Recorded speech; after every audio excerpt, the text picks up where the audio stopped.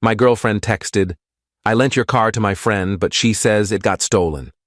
I replied, "No problem. I'll handle it." 2 days later, the police found it parked outside her friend's boyfriend's house. But when they opened the trunk, they didn't just find my car, they found something that made the news. I'm Marcus, 29, software developer living in Portland. I've been with Sarah for 3 years. We met at a mutual friend's birthday party back in 2022, hit it off immediately over our shared love of terrible action movies and Thai food, and moved in together after about 18 months. Everything seemed perfect until last Tuesday when my entire world got flipped upside down. I was in the middle of a team meeting, discussing sprint planning with my colleagues, when my phone buzzed on the conference table. Sarah's text, "Hey babe, I lent your Accord to Jessica. She needed to run some errands, and her car's in the shop. Hope that's okay?" I stared at the screen, trying to process what I'd just read. Jessica was Sarah's friend from college, someone I'd met maybe 4 or 5 times total at various gatherings. She seemed nice enough, a bit scattered and flaky, but we weren't close, and Sarah knew I was particular about my car. It wasn't anything fancy or expensive, just a 2019 Honda Accord in silver, but it was mine. I'd saved up for it, paid it off early, kept it immaculate with regular maintenance and weekly washes. I texted back, trying to keep my frustration in check. Would have appreciated a heads up first, but okay. When's she bringing it back? 3 hours passed. My meeting ended. I grabbed lunch from the cafeteria, responded to some emails, and then another text from Sarah came through. "So, Jessica called. The car got stolen. She parked it outside Target on Riverside, and when she came back out like 20 minutes later, it was gone. She already filed a police report. I'm so sorry, babe." My stomach dropped like I'd just gone over the peak of a roller coaster. I immediately called her, not even caring that I was standing in the middle of the office. "Sarah? What the hell happened?" I know. I should have asked you first." But Jessica was desperate, and you were in meetings all morning, and I thought, "Where exactly did this happen?" "The Target on Riverside Drive, near the mall." She was only inside for like 20 minutes, she swears. When she came back, the car was just gone. "And she filed a report already?" "Yeah, she's at the police station right now giving her statement. They said they'll call you to confirm everything since it's registered in your name." I took a deep breath, trying to calm the rising panic. "Okay, I'll handle it, we'll talk about this when I get home." "You're not mad at me?" "We'll talk later, Sarah." I wasn't mad exactly. I was confused, frustrated, and something else I couldn't quite name. The whole situation felt off, like when you smell smoke but can't see the fire. Jessica had always seemed flaky, showing up late to things, forgetting plans, that sort of thing. But this was extreme even for her. The police called me around 6 p.m. just as I was packing up my desk. Officer Williams, Auto Theft Division. I gave him all the information he needed, VIN number, license plate, detailed description, where it was supposedly stolen from. He sounded bored, like this was his 50th stolen car report that day, his voice flat and monotone. He told me they'd keep an eye out, that these things sometimes turned up in a few days, and that my insurance company would need the report number.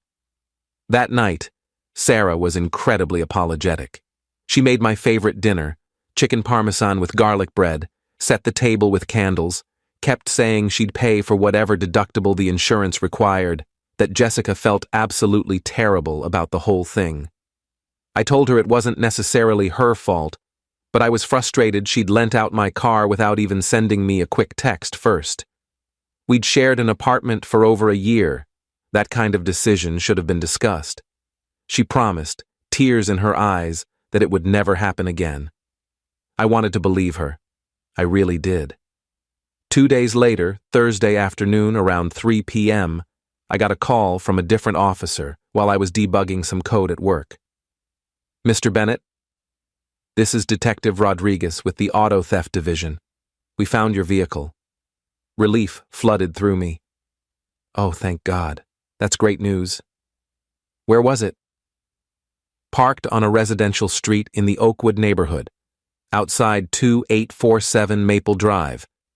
Does that address mean anything to you? No, should it? There was a pause, the kind of pause that makes your heart start racing. The homeowner is a Derek Chen. Does that name ring a bell? My blood went cold. Derek Chen, Sarah's ex-boyfriend from college, the guy she dated for 2 years before we met, the relationship that had apparently ended badly, but amicably enough. She'd mentioned him maybe twice in passing over our 3 years together, always insisting they had zero contact anymore, that he'd moved on, and so had she. Yeah, I said slowly, my mouth suddenly dry. I know who that is. Well, Mr. Bennett, we need you to come down to the station. There's a complication with your vehicle. What kind of complication? It's better if we discuss this in person. Can you come in this afternoon? I left work immediately, telling my boss I had a family emergency. The detective met me in a small, sterile interview room that smelled like old coffee and cleaning solution. He didn't waste time with pleasantries. Mr. Bennett, when we located your vehicle, we ran the plates and confirmed it matched your report. Standard procedure is to check the vehicle for any signs of tampering, damage, or evidence related to why it might have been taken. When we opened the trunk, he slid a photo across the metal table. My trunk was full. Not with random junk or personal items, with evidence. Opened packages with shipping labels still attached. A MacBook Pro still in its box, 2 iPads with the Apple Store stickers intact, expensive jewelry that glinted under the camera flash, a designer handbag, and even a stack of credit cards held together with a rubber band. Everything looked new, expensive, and definitely not mine. What the hell is this? That's exactly what we're trying to determine. The items in your trunk match descriptions from 6 different theft reports filed over the past 3 weeks. Residential burglaries in the West Hills neighborhood, package thefts from apartment complexes, and a smash and grab at an electronics store on 82nd Avenue. I couldn't breathe. The room felt like it was closing in. You think I stole this stuff? We don't think anything yet, Mr. Bennett. But we need to understand how approximately $15,000 worth of stolen merchandise ended up in your vehicle. You reported it stolen 2 days ago, correct? Yes, exactly 2 days ago, Tuesday afternoon. My girlfriend Sarah lent it to her friend Jessica Morrison. Jessica said it was stolen from a Target parking lot while she was shopping. The detective wrote that down in his notebook, his pen scratching across the paper. And you had no knowledge of the items in your trunk before today? Absolutely none. I haven't even opened my trunk in over a week, maybe longer. I keep my gym bag in the back seat, and I hadn't needed to use the trunk for anything. I work from home twice a week, and when I go to the office, I just grab my laptop bag. He studied me for a long moment, his dark eyes searching my face for any sign of deception. Okay. We'll need to verify your alibi for the dates and times of these thefts, and we'll need to speak with both Jessica Morrison and your girlfriend. Can you provide contact information for both? I gave him everything he needed, my hands shaking as I typed the numbers into his phone. They let me go after taking my detailed statement, but I couldn't drive my car. It was being held as evidence now, part of an active criminal investigation. I called an Uber home, sitting in the back seat in stunned silence while my mind raced through possibilities. This wasn't random. Someone had deliberately used my car to commit multiple crimes and then conveniently parked it at Derek's house. But why? Was it Derek? Was Jessica involved? And the question that made my stomach churn. Did Sarah know anything about this? Sarah was home when I walked in around 7 p.m. She was sitting on the couch with her laptop, probably working on one of her graphic design projects. She looked up with a bright smile. Hey, babe. Did they find your car? I've been checking my phone all day. Yeah, they found it at Derek's house. Her smile vanished instantly, replaced by confusion. What? What do you mean, Derek's house? Your ex-boyfriend, Derek Chen. My car was parked outside his house on Maple Drive, and when the cops opened the trunk, it was full of stolen goods. Thousands of dollars worth of electronics, jewelry, credit cards, evidence from at least 6 different crimes. She stood up so fast, her laptop nearly fell off her lap. That's insane. Why would Derek? I don't understand. How would your car even? That's what I'm trying to figure out, Sarah. When's the last time you talked to Derek? I haven't talked to him in years, Marcus. Not since before we met. You know that. Do I? Because right now I don't know what I know anymore. Her face hardened, defensive. What are you implying? I'm not implying anything. I'm asking direct, simple questions because my car was found at your ex-boyfriend's house full of stolen merchandise exactly 2 days after you lent it to your friend without asking me first. Jessica wouldn't be involved in something like that. Does Jessica know Derek? Sarah went completely quiet, her face draining of color. Sarah, answer the question. They dated briefly. After Derek and I broke up, it was just for a few months, nothing serious. The room tilted. I sat down hard on the armchair. And you didn't think to mention that little detail when you handed my car keys to your ex-boyfriend's ex-girlfriend? It was so long ago, Marcus. Like 5 or 6 years. I didn't think it mattered. It matters now. It matters a whole hell of a lot now. Don't yell at me. I didn't do anything wrong. You lent my car to someone without asking, and that someone gave it to a criminal who used it to commit burglaries. How is that not doing anything wrong? We argued for another hour before I finally retreated to the guest room, too angry and confused to even look at her. Update 1. The police called Jessica in for questioning the next day, Friday morning. I didn't hear the details directly from her, but Detective Rodriguez called me that evening around 6 p.m. with an update that made everything so much worse. Mr. Bennett. Jessica Morrison came in this morning. After about 2 hours of questioning, she admitted to lying about the theft from Target. She says she lent the car to Derek Chen, claims she didn't know what he was using it for, that he told her he needed to move some furniture and his truck was broken down. Did Derek confess to anything? He lawyered up immediately when we brought him in, wouldn't say a word without his attorney present, but we executed a search warrant on his residence this afternoon, found more stolen property in his garage, including several items that match the inventory from your trunk. We're building a solid case against him. So Jessica was in on it? She knew what he was doing? We're still investigating the full extent of her involvement and knowledge. Her story is that Derek asked to borrow a car for moving furniture, and she offered yours since she had access to the keys through Sarah. She claims she had absolutely no knowledge of the thefts or what he was really doing. That's awfully convenient. It's a very common defense, Mr. Bennett. The DA will decide whether to charge her as an accessory to the crimes or offer her immunity in exchange for testimony against Derek. These decisions depend on what we uncover about her actual knowledge and involvement. I hung up and immediately went to find Sarah. She was in the kitchen making tea, her movements slow and tired. She'd clearly been crying. Jessica lent my car to Derek. She admitted it to the police today. Sarah's face went pale, the mug slipping slightly in her hand. She what? Your friend, who you gave my keys to without asking, gave my car to your ex-boyfriend so he could drive around committing burglaries. And now I'm potentially implicated in multiple felonies. Do you understand how serious this is? Marcus, I had no idea any of this. How often do you actually talk to Jessica? I don't know, maybe once a week. We text more than we call.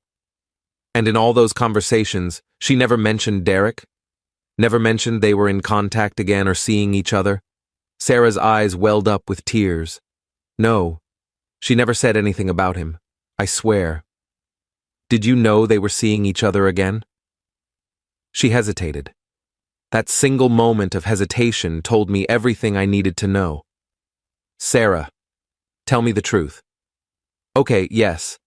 Jessica mentioned a few weeks ago, maybe a month, that she'd run into Derek at a coffee shop downtown and they'd talked for a while. But she made it sound casual, like a one-time catch-up thing between old acquaintances. She didn't say they were dating or anything serious. And you didn't think to tell me this? You didn't think I'd want to know that your friend was reconnecting with your ex? Why would I tell you? It's not my business who my friends see or talk to. It's their private life. It became your business the second you gave her access to my property. It became my business when my car ended up being used in crimes. We didn't speak the rest of the night. The silence in our apartment was suffocating. I slept in the guest room again, staring at the ceiling until almost 3 a.m., my mind spinning through every conversation, every interaction, trying to figure out if I'd missed warning signs. Update 2. Over the weekend, the story broke in the local news. Saturday morning, there it was.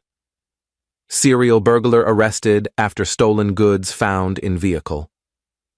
They didn't name me specifically, thank God, but they mentioned the car had been borrowed from an unsuspecting party who had no knowledge of the crimes. My phone absolutely blew up with texts from friends and coworkers asking if it was my car they were talking about. I ignored most of them. What was I supposed to say?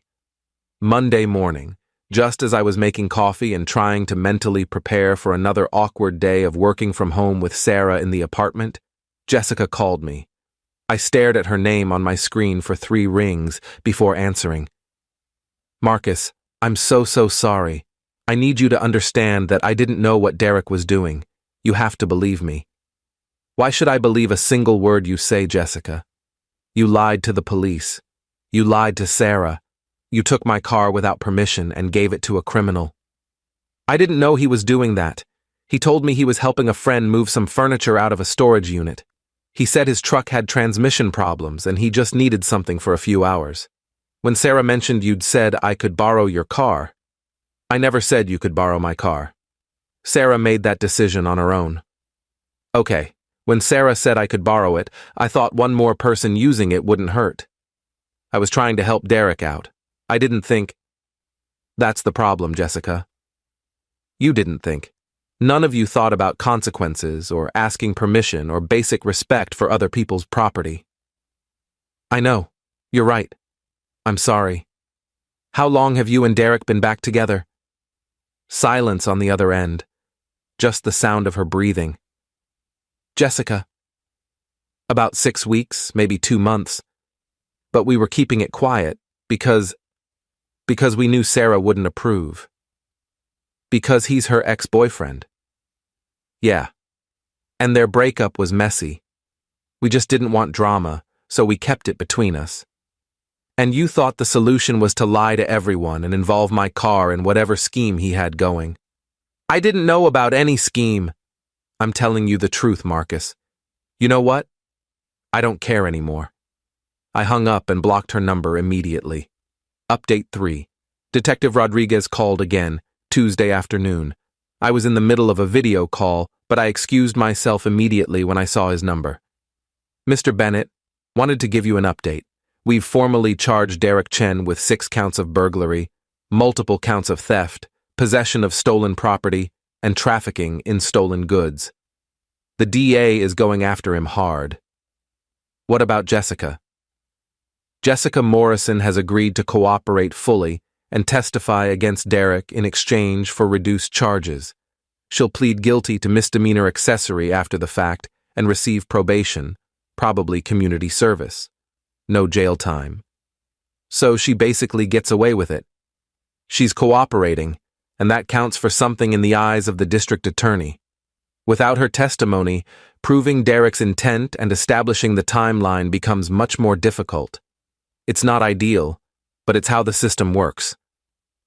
What about me? Am I completely clear? Completely and totally clear. Your alibi checked out perfectly for all the theft dates and times. You were either at work with multiple witnesses or at home with verifiable computer activity. There's absolutely no evidence you had any knowledge or involvement in these crimes. You're a victim here, Mr. Bennett. Your vehicle was used without your knowledge or consent. Great. Wonderful. I feel so much better. I didn't feel like a victim. I felt like an idiot for trusting the wrong people. Sarah and I had the big conversation that night. I told her I couldn't trust her judgment anymore, that lending my car without permission was bad enough.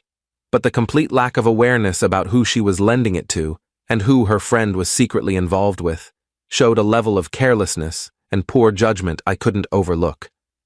How could I build a future with someone who didn't think through basic consequences? She cried. She apologized over and over. She said she'd do anything to make it right, that she'd go to counseling, that she'd cut Jessica out of her life completely. But some things can't be fixed with apologies and promises. Trust, once broken this badly, doesn't just heal. Final update: it's been 8 weeks since everything happened. Derek took a plea deal, 3 years in state prison, restitution to the victims. His lawyer apparently advised him that going to trial would result in much more time. Jessica got 2 years probation and 200 hours of community service. She moved to Arizona to live with family, according to what Sarah told me. I wouldn't know personally. I blocked her number and all her social media.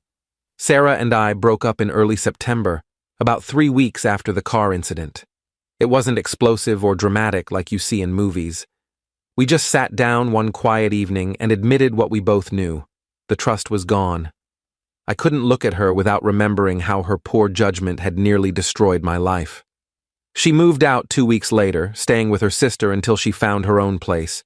We haven't spoken since except for one brief text exchange about splitting up the utility bills and who would keep the coffee maker. I got my car back last month after it was finally released from evidence. I paid for professional detailing twice to get rid of the feeling that it had been part of something dirty and criminal. I still drive it every day, but sometimes I look at the trunk when I'm loading groceries and think about how quickly your entire life can spiral out of control because of other people's decisions and lies. The weird part? I'm not even angry anymore. I'm just tired. Tired of people who don't think about consequences. Tired of trusting people who don't deserve it. Tired of cleaning up messes I didn't create. Tired of being collateral damage in other people's drama. But at least I know now.